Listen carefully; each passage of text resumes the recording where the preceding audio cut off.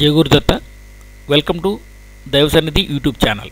ఇప్పుడు మనం చూస్తున్నది షిరిడి బస్టాండ్ ఎదురుగా ఉన్న సాయినాథ్ ఆసుపత్రి పక్కనే ఉన్న ఖండోబావారి మందిరం. ఖండోబావారు శివుని యొక్క అవతారము.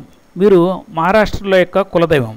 ఈ ఆలయానికి మహల్సాపతి పూజారిగా ఉండేవారు. చాంద్పాట్ల వివాహానికి పెళ్లివారితో పాటు బాబావారు కూడా కలిసి ఈ గుడికి వెళ్ళారు. అప్పుడు మహల్సాపతి వారు సాయిబాబాని చూసి ఆవో సాయి అని పిలిచారు. అప్పటి వరకు ఫకీర్ అని పిలువబడిన సాయిబాబా వారు మొదటిసారిగా సాయి అని పిలువబడిన ప్రదేశం, అక్కడ ప్రశాంతత వాతావరణానికి మెచ్చుకున్న బాబావారు మహల్సాపతిని తాను అక్కడ ఉంటానని కోరగా ముస్లింలు హిందూ ఆలయాలకు రాకూడదని వారించి పక్కనే ఉన్న మసీదులో ఉండమని మహల్సాపతి వారు బాబాకు తెలియజేశారు. తర్వాత మహల్సాపతి వారు బాబా యొక్క మహిమల్ని చూసి బాబాకు ప్రియమైన భక్తులుగా మారడం జరిగింది.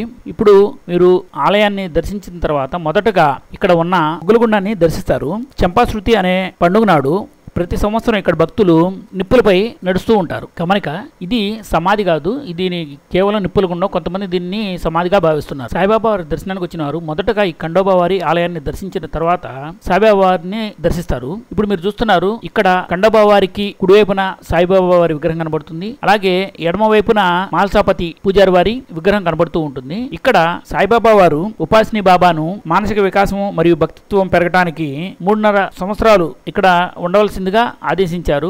మొదటగా ఈ ఆలయాన్ని దర్శించి తర్వాత ద్వారకామాయి, చావడి వంటివి దర్శించగలరు.